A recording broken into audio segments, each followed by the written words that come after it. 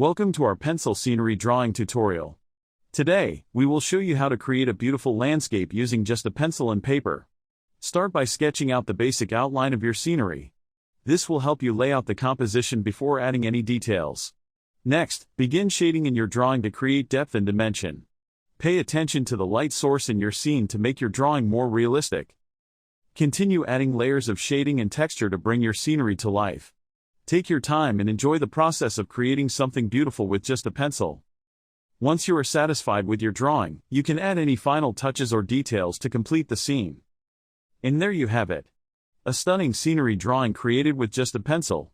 We hope you enjoyed this tutorial and feel inspired to create your own masterpiece. Thanks for watching, and don't forget to subscribe to our channel for more drawing tutorials.